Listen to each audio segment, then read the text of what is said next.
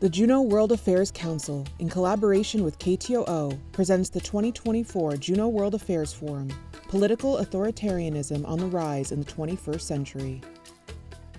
In this lecture, Elections and Authoritarianism, the AKP's Rule and the Paradox of Democracy in Turkey, Dr. Ayça Alemdaroğlu explores how the AKP's electoral strategy has shaped its autocratic grip on power in Turkey, and whether the recent decisive victory of the opposition signals a genuine shift towards democratization.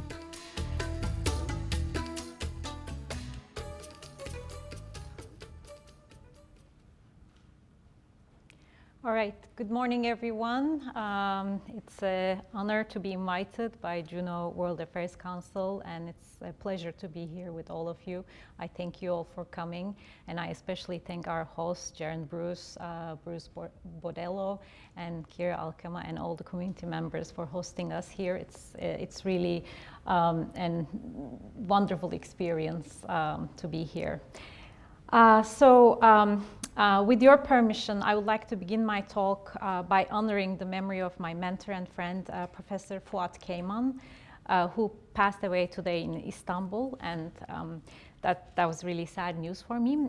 So his contributions to academia and public life were immense in Turkey. His commitment to democratization, civil society, and intellectual rigor in Turkish universities I think will continue to inspire us. But I thought I can't start a talk on democratization without mentioning him. Now to Turkey. So it's kind of heartbreaking that my country of origin has become a paradigmatic case of authoritarianism. But I admit that it's a well-deserved status, and I'm going to explain in this talk why that's the case. So I'm here both as a scholar and citizen of the country who has experienced the personal and professional consequences of this democratic decline. Because this is the first lecture of this meeting, I feel obliged to give a more global perspective than just dive deep down into the case of Turkey. Also, we're here to talk about the dangers of democracy across the globe, and it feels like we're in the heart of darkness. I hope to start and end with an optimistic note, because I believe in the political value of hope and optimism, so I'm going to do that. So here's the plan for today. So first I will talk about the long-term expansion of democracy and the state of democracy across the globe at this time. I will talk about what we mean by global democratic decline. Next I will go to talk about a little bit about the changes in the tier of democracy, just to give you a little framework of the scholarly thinking in this area. Then I'll move to elections and the paradox of democracy in Turkey. And finally, I will end with democratic resilience, how institutions and civil society can mitigate the challenges to democracy. So here's my optimistic beginning. This map shows you the state of autocracies and democracies since 1789, French Revolution. And as you can see from this graph, we see an expansion of elections, right?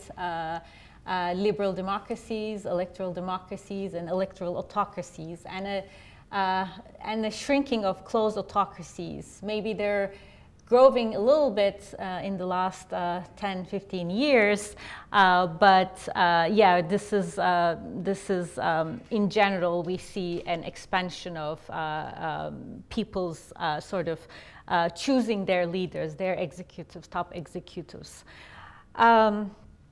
So just to give you a brief sort of idea of what these are, closed autocracies are the ones that there are no elections, no rights, political rights. Electoral autocracies are there are elections, but they are not necessarily fair or free. Electoral democracies there are elections, they're free and fair, but there are not that many other rights like political rights. for instance, minority rights, right? And liberal democracies are the ones that are the kind of the full picture. Of course, the democratic theory just went beyond that with ideas of radical democracy, everyone participating, and like more sort of deeper understanding of democracy, but we'll leave it at this point. And this is the data from WEDAM. So when you look at the longue durée, things are not that bad.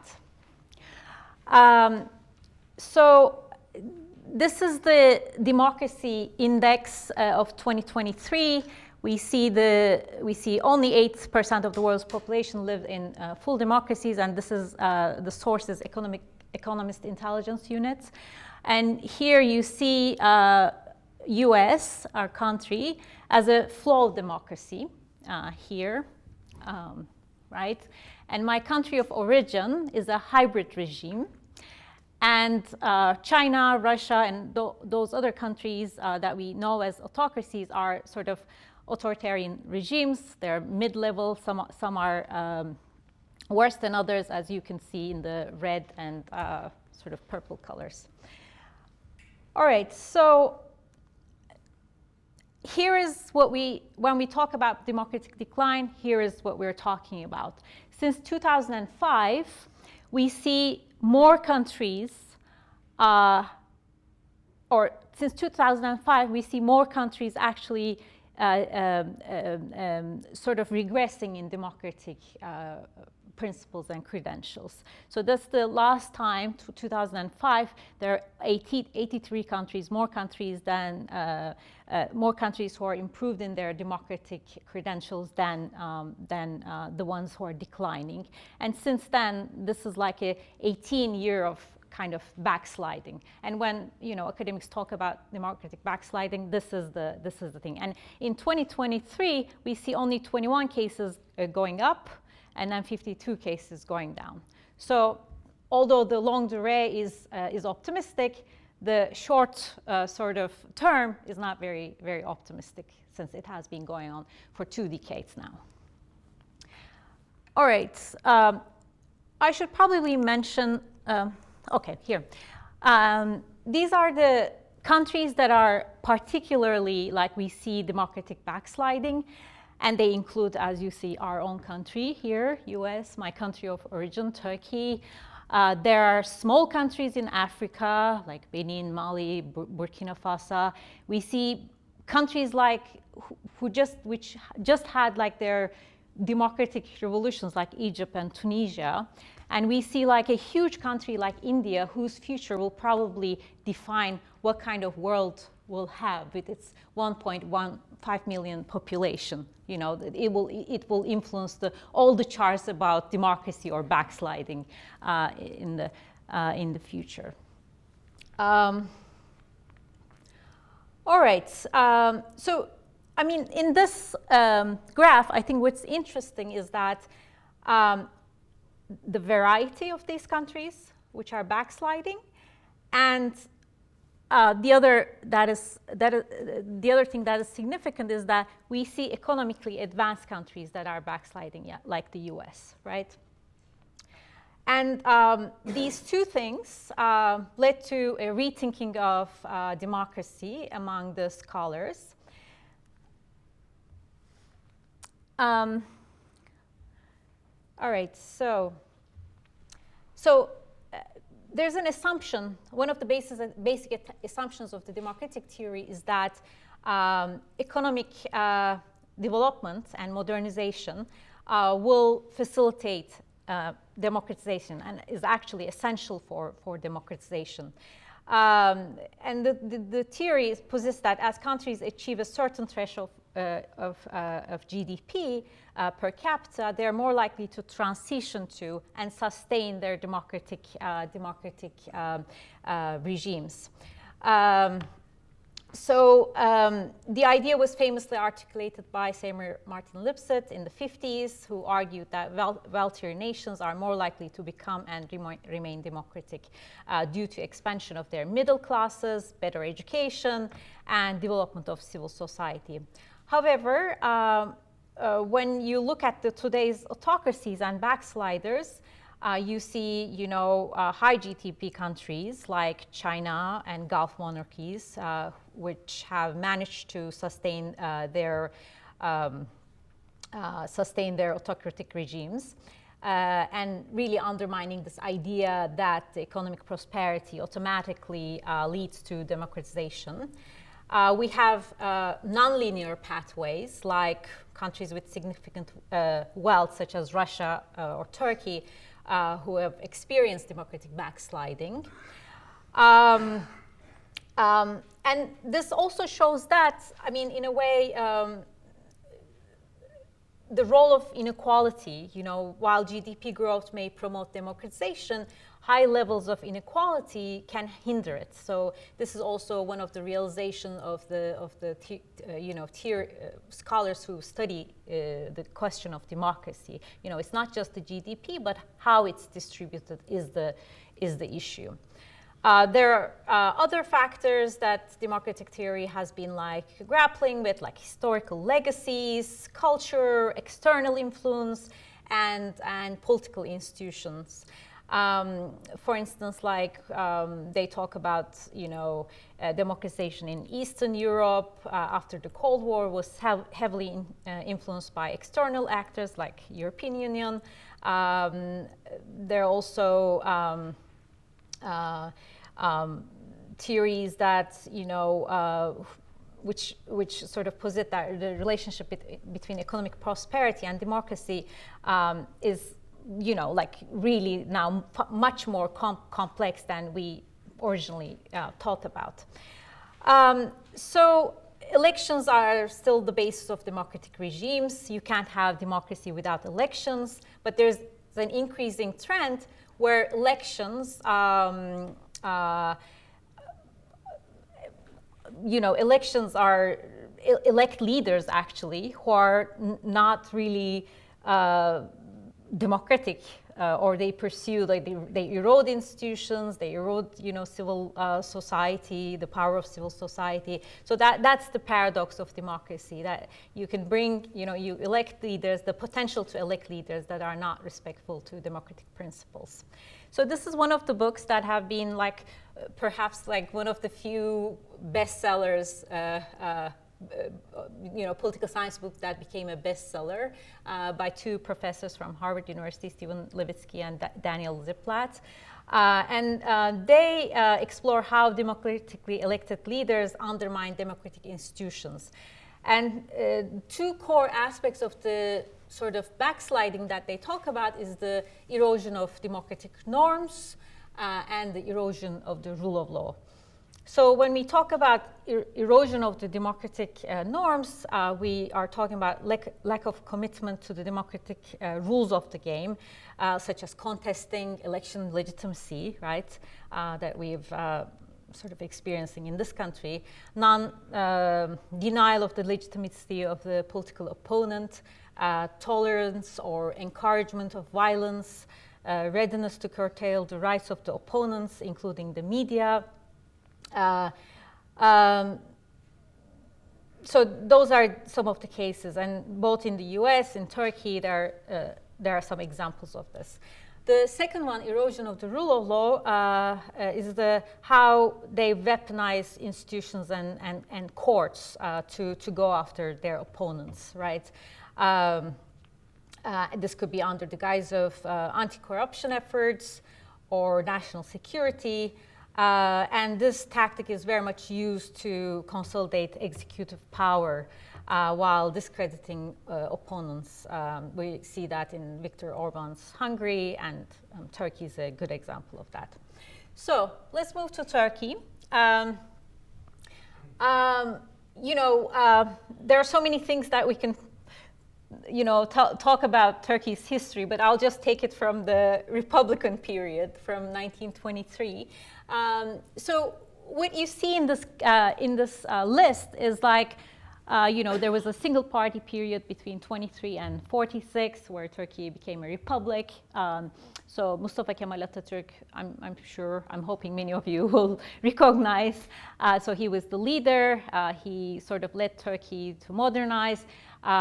It was a republic. The idea of people's will you know, was there, but it wasn't necessarily a democratic country, or he didn't necessarily have a democratic sort of democratic principles. But it was okay because it was in the 30s and 40s, 20s, 30s, 40s, you know, the war and then fascism. So the context wasn't really sort of good for that kind of democratic thinking to start. And many of the problems of Turkey now in terms of democracy comes from that, you know, early formation of the republic. So here we have our first elections in 46, pretty early, you know, for a new country. Open vote, secret count, they got it wrong.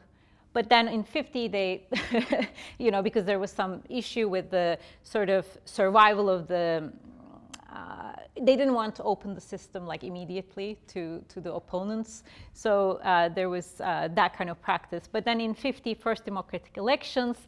But then every 10 years after that, we have military coup. 1960, 71, military memorandum, 1980, military coup, which was the worst, the most brutal of that.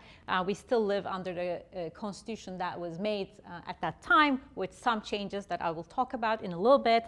And then in between, we have in the 60s, multi-party elections. We have different parties governing. In 1970 and 80, we have coalition and minority governments, so it's like an unstable kind of democratic context. Military coup comes, and then we have between 83, 90, we have a dominant multi-party elections, but we have a dominant party. In the 1990s, again, elections continue, coalition governments, and then we come to Erdogan's Justice and Development Party, which is the AKP. Justice and Development Party, win elections in 2002. One thing, the other thing I think we should think about is every time when military intervened, there's like an immediate going back to elections. So military never ruled Turkey like it's sort of similar cases like in Latin America for years and years. It's just like few years after the coup, there will always be some sort of going back to elections. All right, so this is briefly what we need to know, I think, in terms of the political legacy that we're talking about. So when we talk about the Erdogan regime, now it's like a very, you know, exemplary case of authoritarianism, but Erdogan didn't start as an authoritarian. I mean, hardly ever these authoritarian leaders are elected because they're authoritarians. People do not vote them because they're going to be like the strong man coming and I mean, he was actually an agent of democratization for almost like a decade after he was elected. Although there's some discussion towards the end, and even through that period, when you look at the sort of the treatment of Kurds, you know, there are some issues there to think about that 10-year as a relatively good democratic period. But still, that's the general idea that most political scientists will accept. And then we see in 2010, democratic decline, as always, first gradually, then suddenly. So, so elections are Erdogan's game. He loves elections. He had 18 elections in 22 years, 7 general elections. This is the time he was elected first. And then this is the time, more or less, 2011, where the decline started. He had 3 constitutional referendums, 2007, 2010, 2017, which I will be talking about, 3 presidential elections, and 6 local elections. So I will be talking about these and last 2 elections in a little bit. So the turning points. Just excuse me.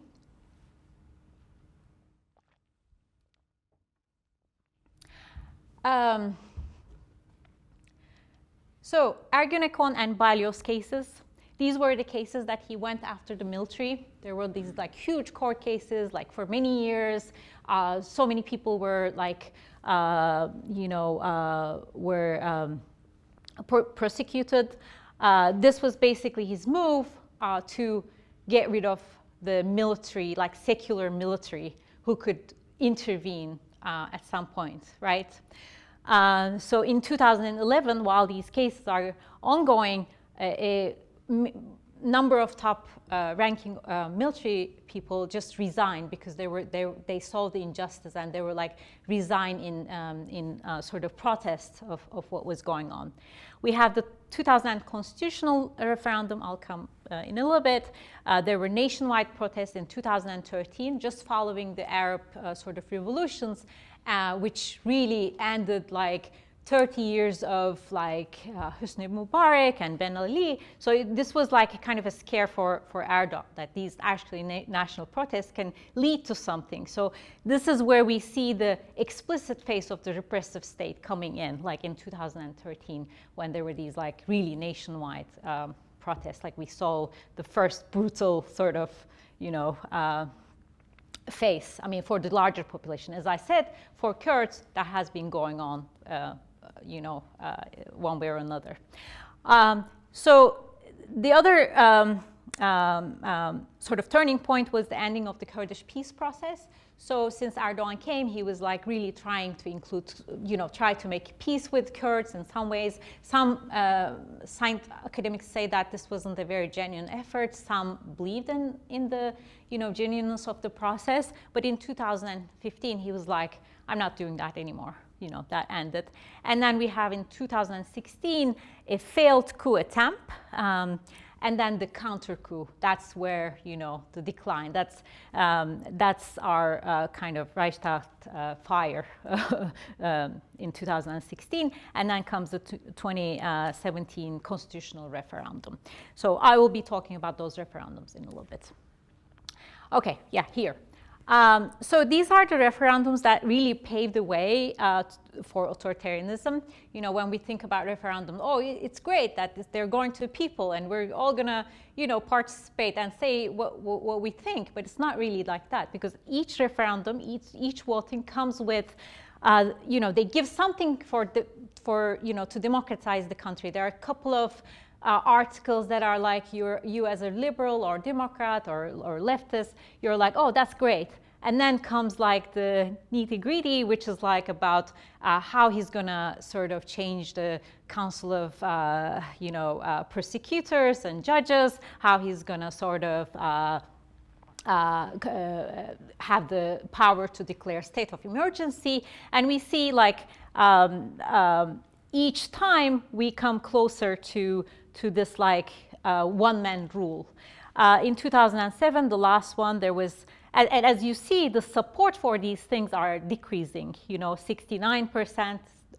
As the authoritarianism consolidates, the support for it, I mean, people are now like seeing what the problem is. So it's 51%. And this election, there were a lot of like allegations from the opposition, as well as the you know, election watch bodies. Like there were like the ballot stuffing. You know, they basically there were unstamped sort of ballots that were basically supporting the changes. So there was some allegations of fraud. We don't know. But this last one, we shifted to from a parliamentary system to a presidential system, but it's a very different kind of presidential system. It's not like the American one. It's more like one-man show kind of system. Gave the president the issue to issue decrees with the force of law. So it's basically, you know, bypassing the parliament. Parliament is just an ornament in our system now. Just says yes, you know, to whatever Erdogan wants to do, mostly. Although there are a lot of opponents, like opposition MPs, who are trying to resist to the Erdogan's like you know, policies. We abolished the Prime Minister's office, and he, you know, he got significant control over the judge appointments. All right. So of course, like having a one-man rule is not good for economy, it seems. we figured out. So from 2018, which is where we had the last referendum, you see the devaluation of the Turkish lira. It was like, it was one American dollar was 4.5 Turkish lira back in, I think, 2007. Now it's like, actually, the last current rate is 34 lira. So this is a good time for you to go to Turkey. So, and then, you know, it's also, we have a huge inflation rate. And it's, you see, thanks to Erdogan's interest rates policies, which he kept for a long time very low, you know, despite what the economic theory tells us. I mean, it's like 101 economy class, right? You know, keep the, if you want to lower the inflation, just, you know, increase the interest rates. But we did the opposite. So this is the blue line is the inflation rate, and the interest rate, they recently increased it there, but, you know, we'll see what the impact will be. All right. This is a good, this is a meme from from Twitter. I like it. So in 2015, you were able to buy, with the same amount of money, you were able to buy Volkswagen Golf. And then in 2020, you can buy an iPhone Pro Max. And then 2019, it will probably just be a kebab. Well, yeah, we'll see how. All right. All right, so Turkey had a devastating earthquakes in the east of the country. You see, sorry, the area, it's like 7.8 magnitude, 2 earthquakes, just influenced like over 10 cities. 2 months before the parliamentary and presidential elections in 2023, last year, right? So our economy is bad. We had this huge earthquake, which showed us that government is not working. I mean, it took many hours, days to reach some of these people in the earthquake zone. So it's like a total failure of the government, right? It's like up, like it's on our face. So we had this election, and the economists, you know, sort of featured it as the most important election of 2023. And when we say Erdogan's regime, of course, like, or the one-man rule, it's not really a one-man rule. He always has to rule with coalitions. Here is his man coalition. Women are not allowed here. So these are all like leader of the ultranationalist party, leader of a more conservative religious party, and some of these guys don't, or have very small percentages, but it's like this mainly conservative religious nationalist coalition here. And then on the opposite, in the opposition, we have another, this is the leader of the opposition party, Kemal Kılıçdaroğlu, who ran and who lost. But he did something very interesting and hopeful at that time for all of us, which was he brought together all these people, like, you know, really trying to strengthen opposition, like make this alliance. And it was really, really hopeful. We thought something will come out of that. But it was mostly, except him, which is who is the, you know, the head of a social democratic party, they're all like, again, nationalist, center-right, you know, conservative parties. So when we talk about like Erdogan's regime, it's actually a regime of coalitions and alliances, and that changes all the time, or every 10 years or something. So how did Erdogan win again? First of all, he couldn't win in the first round. He won the second round with I think 4% difference. The elections were neither free nor fair. There was a very, very, very robust media control, like to the extent that, you know, newspapers will give like same headlines and stuff like that. It's like it was, you know, very obvious. He employed, the regime really employed state resources for campaigning. You will see all the ministers going to a place, you know, like together campaigning on the streets, like, you know, giving election handouts. So that was very prominent.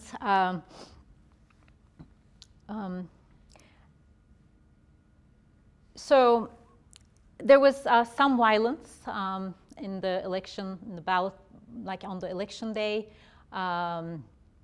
There were election gifts, as I said. There was an unprecedented fiscal expansion. They raised the minimum wage, which was good. There was some sort of benefits for early retirement, expanded government hiring, cheap credit to business, subsidized gas to homeowners thanks to Putin and Russia. He got that done too. He raised pensions and and he raised the payments to civil servants. And they created, I mean, overall, they created a perception of improvement by this.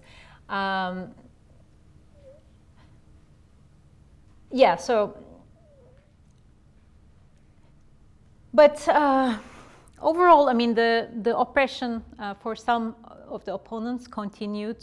There has been still a closure case of the Kurdish party.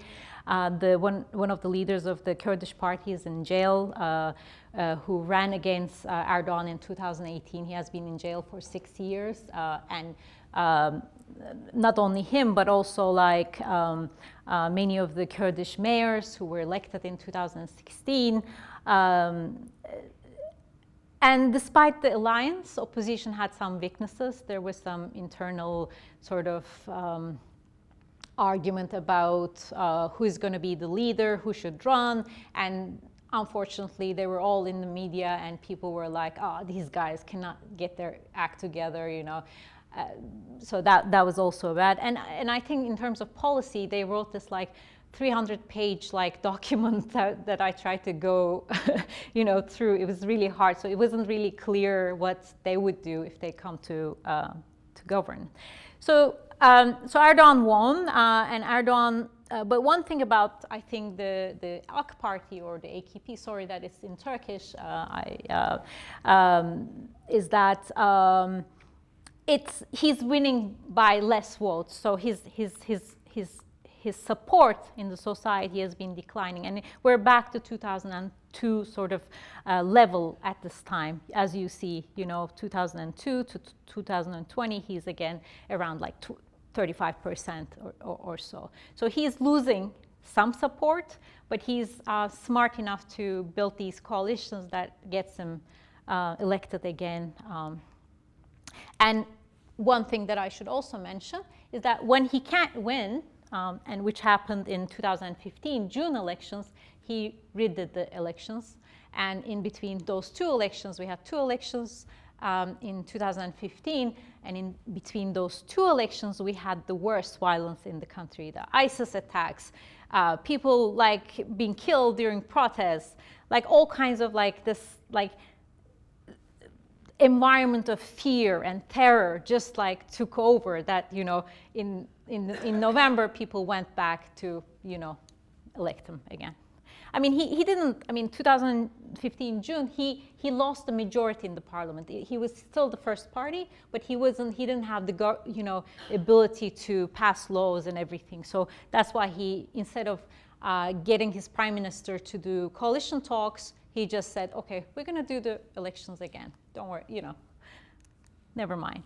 Okay, so democratic resilience.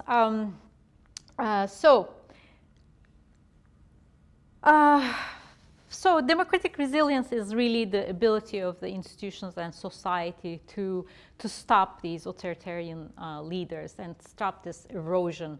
And it's really, each country has different sort of strengths. And we're, I think, in the US, a little bit lucky in terms of that democratic resilience, in terms of the power of the institutions. Maybe it doesn't feel that much now we're in the wake of the elections and, you know, election campaign cycle, but it's really a different thing when you see both countries and how institutions stood up. You can appreciate it. And Turkey's, I think we unfortunately many institutions are eroded, the media, the courts, the police, the ministries. I mean, and you can feel that if you live in Turkey. But one thing that happened, maybe not so much the continuing power of institutions, but the continuing power of the opposition. We had a very recent elections in 2024. It's the local elections around Turkey. And the Republican People's Party, the opposition, the main opposition party, without doing any alliance, without making any alliance with the other small center-right parties, they won big time. So they won the mayorship of 35 cities out of 81 cities. But they are the cities that 60% of the population live. So you see, this is the local elections from 2019, and the red is the Republican People's Party, the opposition, center-left party. And this is the 2024 elections. You see how much red we have now? And the yellow is the AKP, the Erdogan's party. So they got 5 largest cities, 10 new cities, like big metropolitan cities, and where two-thirds of the Turkish economy takes place. So this is a huge, huge power, and it's a huge change.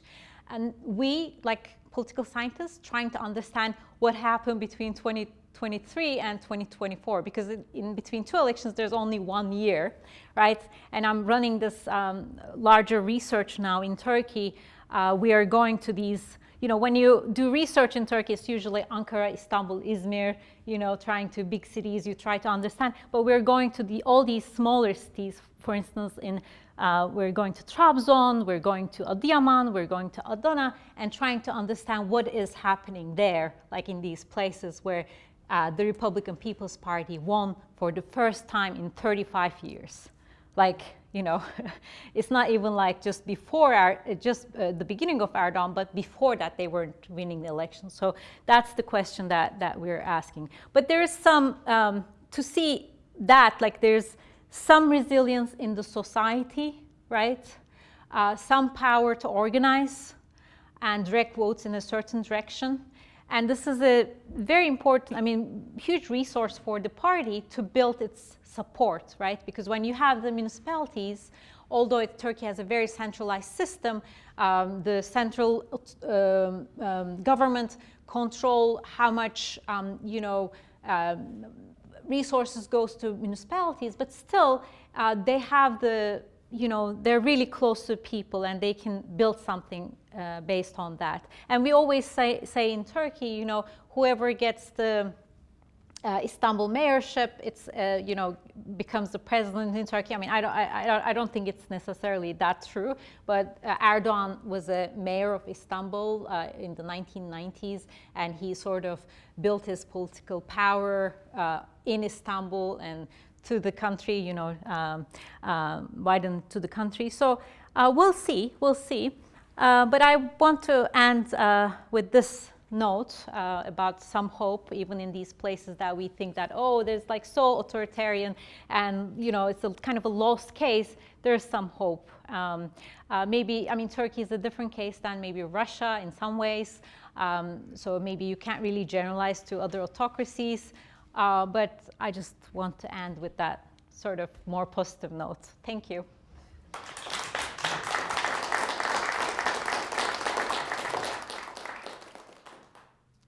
Thank you for your presentation. 2 questions. I'll start with just one. What role does the Turkish diaspora play in modern-day Turkish politics? Mm-hmm. Thank you for this question. It's actually a very important one. So the politics of the diaspora is very different depending on which country we're talking about. So Erdogan gets a lot of support from Germany and the German, Turks in Germany. But when you look at the U.S., Turkish diaspora always mostly votes for the opposition. But we can still vote in our country, right? I mean, although I live in the US for 20 years, I can still vote. And depending on what country we're talking about, the direction of the vote changes. In Germany and Austria, they mostly vote for Erdogan. But in England, in the States, it's mostly for the opposition. But it's a huge. There's a lot of campaigning in Central Europe by the AKP. Mm-hmm.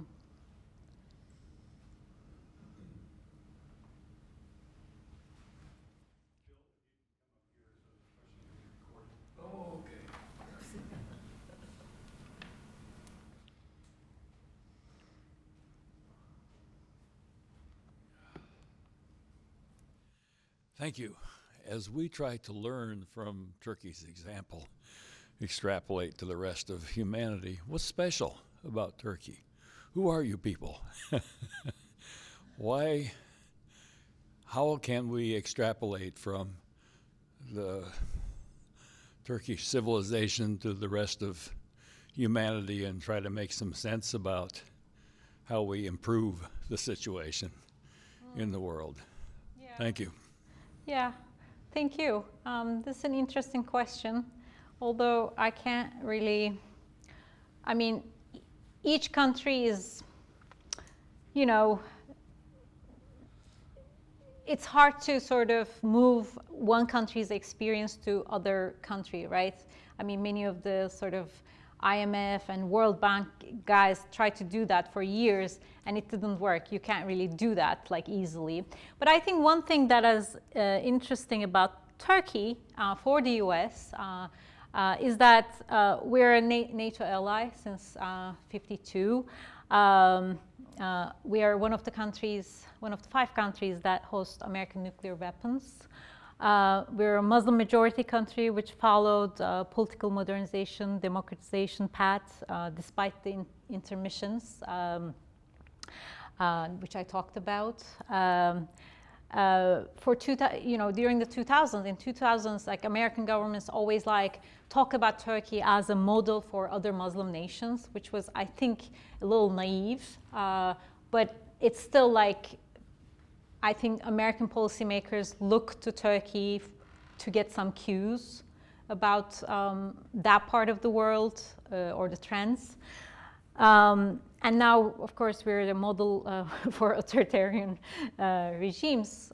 But when you see these hopes, these changes in authoritarian regimes, like the opposition winning, it's a nice thing for the world Democrats in general, right? So I can't really talk about the Turkish civilization because I don't know what that is. But yeah, I think politically these will be my sort of my answer to your question is why Turkey? Why do we care that much? What's going on there? Yeah.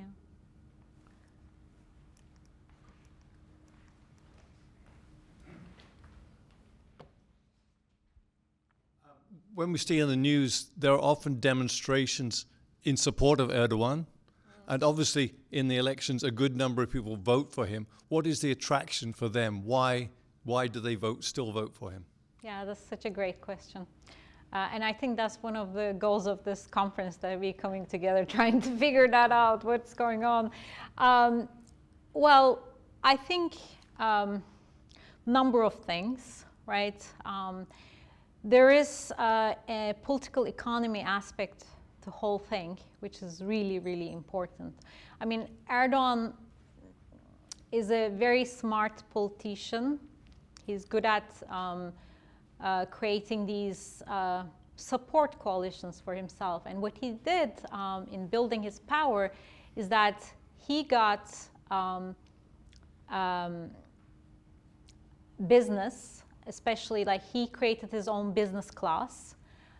We always talk about them as 5 companies, 5 holdings, big companies that got most of the infrastructural development projects in Turkey, and we had a lot of them. I mean, if anything, if we have to give any credit to Erdogan, he did a lot of construction in the country, bridges, roads, you know, like Turkey is a very different place than 20 years ago. But all these companies getting all these contracts, making a lot of money, and, you know, like, thanks to Erdogan, he really, they really fed his political structure. There are all these like civil society organizations that were created. They were kind of like helping distribute that wealth. You know, it's a very different understanding of welfare than before. Before it was like more right-based thing, you know, like people get something from the state because it's their right? Now it's like a more like Islamic charity, you know, and then that is really, people keep supporting because at the end of the day, it's an unequal country with a lot of poor working class people, right? And it's a very effective way of including them to the regime, right?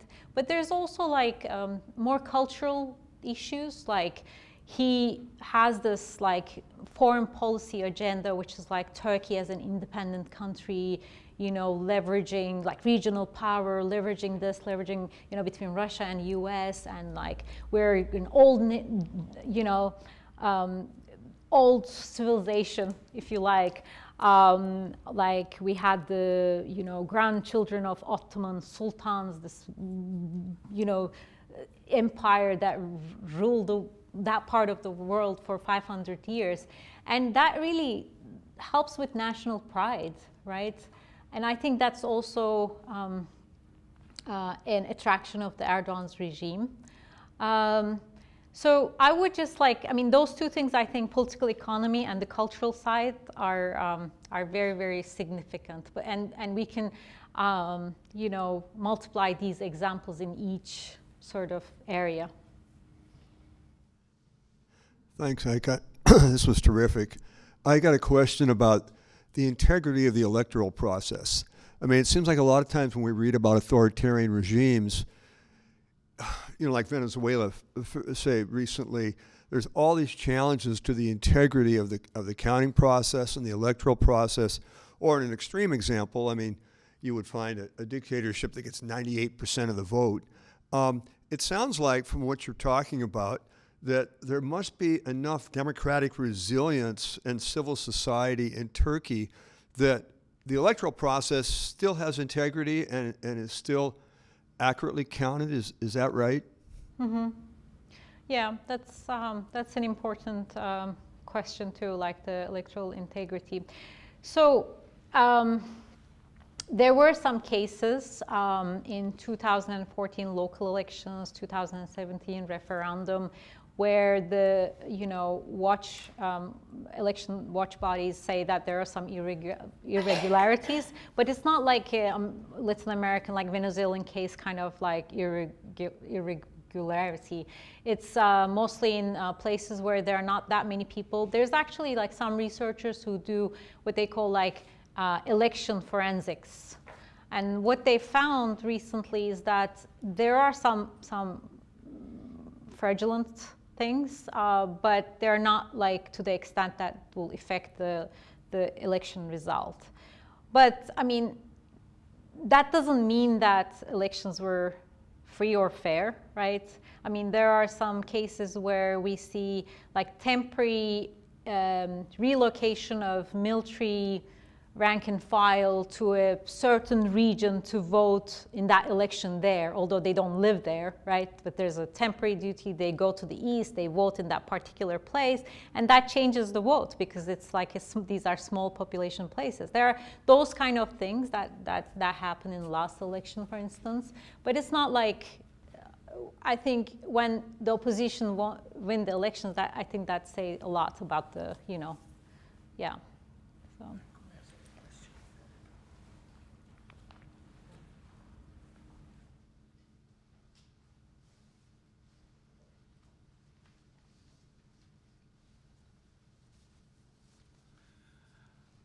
I think of the United States as a diverse immigrant nation. Any thoughts about how that might feed into a change from a democracy to an autocracy?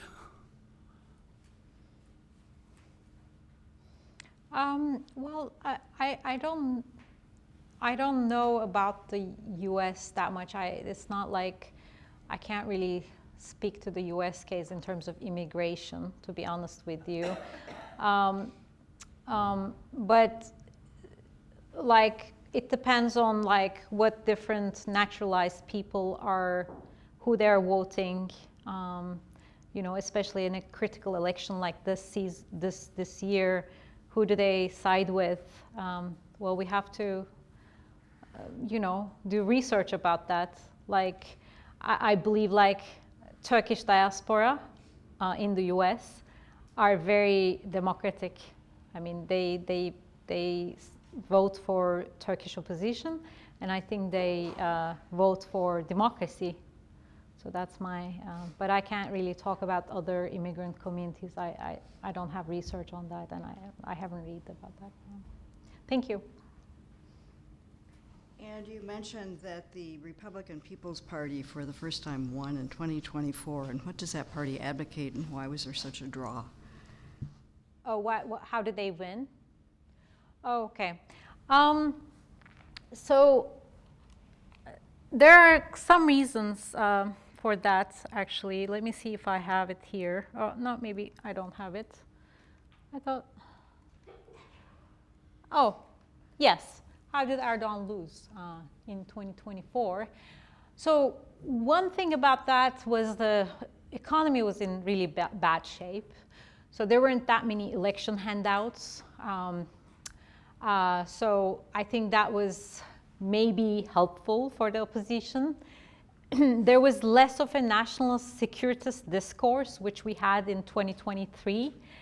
This time, no. In 2023, you know, Erdogan and the Turkish people are really kind of proud of their technology, like military technology that has been like really developing in the last 20 years.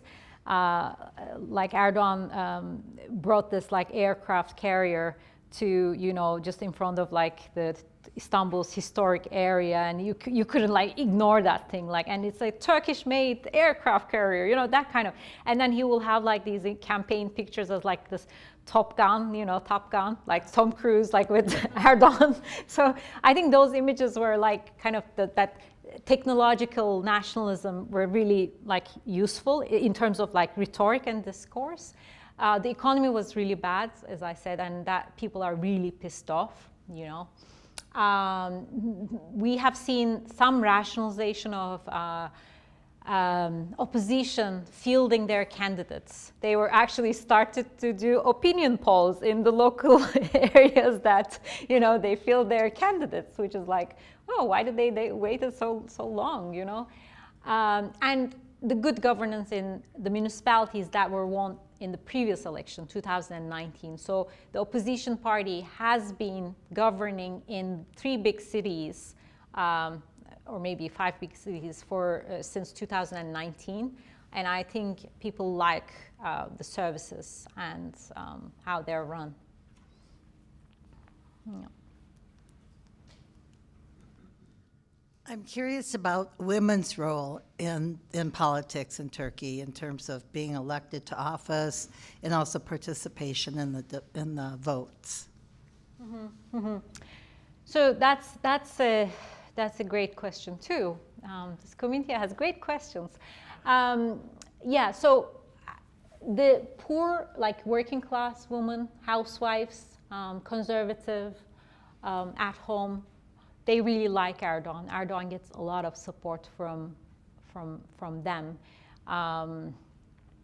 But for any other group of women, women are really pissed off with him. His conservative policies, we're just like regressing.